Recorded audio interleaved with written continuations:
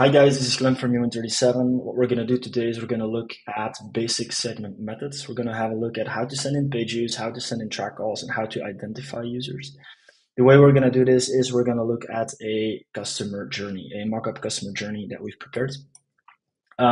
First of all, a user will land on a page. Next, the user will select a CTA, a call to action or a button. They will complete a form. After the form, they will initiate a video. This is basically the customer journey that you see here that's now selected. You see a couple of other boxes. The other boxes are, the gray ones are basically properties. Ignore this one for a minute. But it means that a call to action selected will have a CTA caller and a CTA text as property. The form completed will have a form type as a property. And the video initiated will have a video type as a property. Then there's a bunch of other boxes left. These are basically the methods. Page views will be sent in using a analytics.page call. A CTA selected, which basically would be any event besides a page view, which would be a very specific point or element you want to track that's not a page view, right? Would use a analytics.track. And every time a user is generated, it means a user signs up, a user logs in, or some of the user's traits, so characteristics about the user are set or changed, a analytics.identify call will be made. Why am I pulling in an identify call here is because we can assume that once a form is completed, we are able as a company to set a stable user ID for that user, and let's say a user ID has been generated, maybe even an account has been generated. And at that point, we have a first name, a last name, a country to go with that user ID, right? Remember, this is a hypothetical user journey. The objective is to kind of reflect what it looks like in reality and show you how that works. Now, what are we going to do? We're going to use TrackLab. TrackLab is our basically sandbox our teams use this to train. First of all, I'm going to do a reset so I don't have any identities lingering around. First step of our customer journey, like we said, was a landing on a page. I'm just going to do a refresh. I'm also going to request user check my anonymous ID. My anonymous ID is something that Segment attributes first time a Segment library loads. It will drop a cookie. In that cookie, it will store a anonymous ID. If you would come back with that same browser and that cookie would still be there, that anonymous ID would persist, and it will allow tools like Segment to basically stitch different events across different sessions together using your anonymous ID. There's also something else that we'll set when we do the analytics.identify, which is something called a user ID. And the objective of a user ID is that it is something that is set by your organization, and it is persistent for that user across different sessions, devices, etc.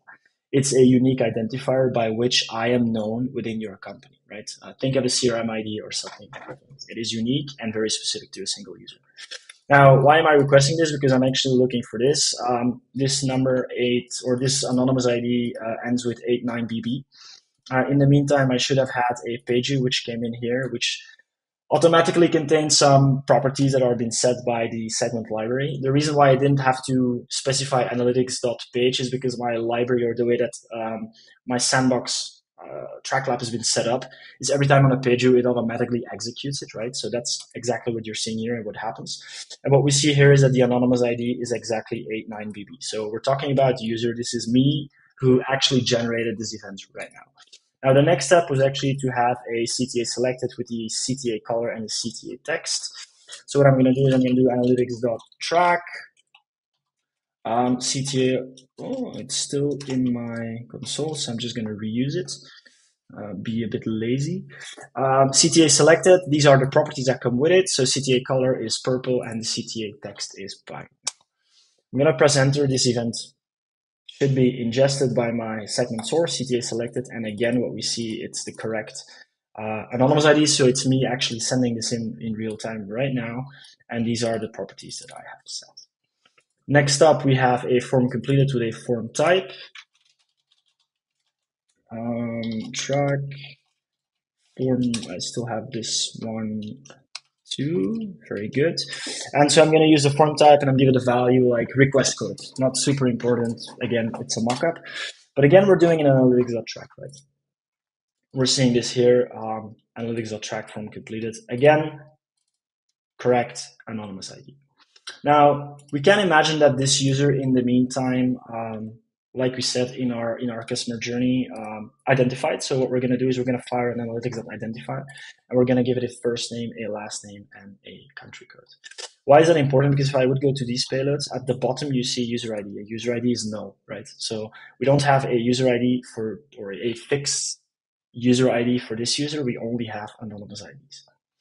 What we're going to do now is we're going to set that user ID. We're going to do analytics.identify. I'm going to use something very random, human 37 after all. Why am I saying this? Because I have a sticker that basically says human 37 after all, and my eye caught it. I'm going to give it traits. And these traits would be first name, and that would be human 37, and then last name would be after all, and my country would be Belgium. This one. I'm going to close everything up. I'm going to send it in. And now what you see is that I have an identify call, right? I didn't mention this before, but every time I did a page view and you do an analytics.page, you get this page view or this page element here. Next we did tracks because we did analytics.track, and now we have identify. What is the identify call built up of, or what does it consist of? It is my username, human37 after all. It is my country, Belgium, first name, human, and last name, 37.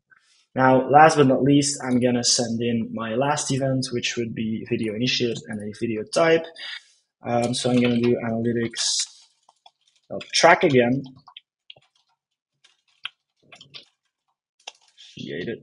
Initiated. Whew, it's been a long day. Video type, promotional video, let's say. And I'm going to send that in. Now what you're going to see is that while here in the raw payload, the user ID was set to null. In this identify call, my user ID became human37 after all. And in the video initiated, the user ID is set to human37 after all. Now, all this data, in my case, is being sent to Engage. And actually, if I just do a refresh, which is basically a new page view, you're going to see that a new page view would actually come in, right? It's not part of our scenario, but you can imagine that there's another page view now sitting behind this. What I want to do now is I quickly want to have a look at what this profile looks like.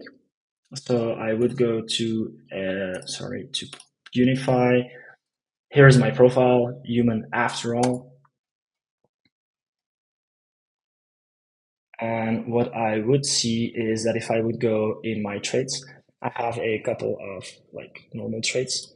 I have a bunch of identities, and I would have my events. And so basically what happened is we had a page view, we had a CTA selected, we had a form completed, and we had a video initiated.